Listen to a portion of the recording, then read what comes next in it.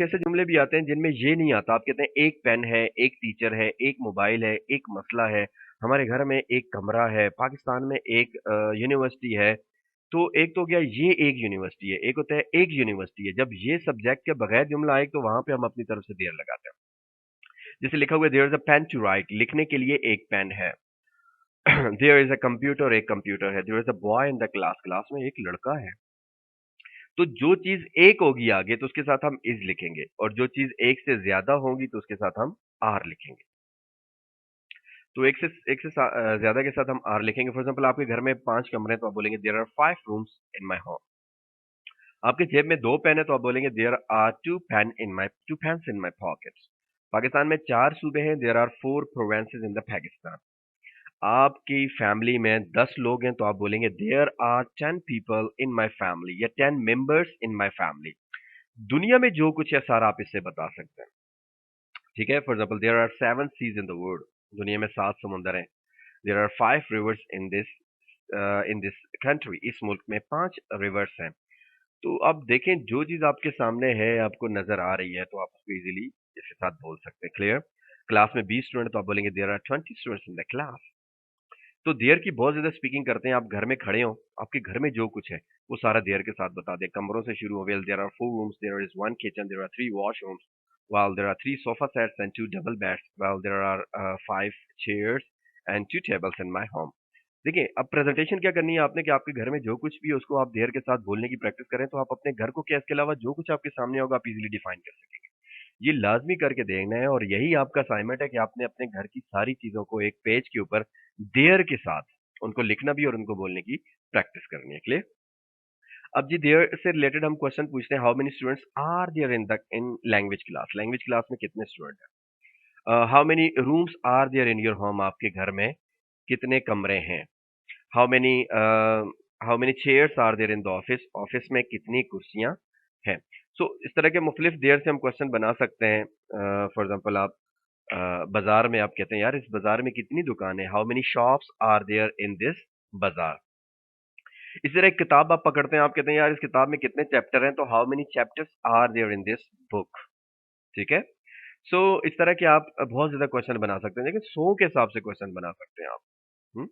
How many books are there in the cupboard, how many dresses are there in your custody, how many rooms are there in this building, how many shopping centres are there in your city, how many students are there in this college. So बहुत ज्यादा question बना सकते हैं, और आप जितने ज्यादा question बनाएंगे फिर उनके आंसर देंगे तो इंशाल्लाह जबरदस्त किस्म की आपकी प्रैक्टिस होगी। How much water is there in the glass, how many और हाउ मच हम पीछे बता चुके हैं कि इनमें क्या फर्क है। लिक्विड के साथ वाटर यूज होता है। गिलास में कितना पानी है, how much water is there in the glass. Money, how much money is there in your pockets, लेकिन रुपीज होगा तो how many rupees are there in your pockets. How much love is there in your heart, तुम्हारे दिल में कितनी मोहब्बत है। तो जिस चीजें गिन नहीं सकते उसके साथ हाउ मच का इस्तेमाल कर सकते हैं। देयर समझ आया होगा, उम्मीद है आपको। अब आगे भाई आपकी प्रैक्टिस है। 20% टीचर के समझाने से आता है, 80% आपको प्रैक्टिस से आता है। 80% प्रैक्टिस नहीं करेंगे, 20% टीचर का समझाने वाला भी 0% हो जाता है। जितनी ज्यादा प्रैक्टिस करेंगे कॉन्फिडेंस आएगा, रवानी आएगी, कॉन्सेप्ट क्लियर होंगे और आप आती हो। देयर इज नो यूज, अगला स्ट्रक्चर है, there is no use of plus gerund form.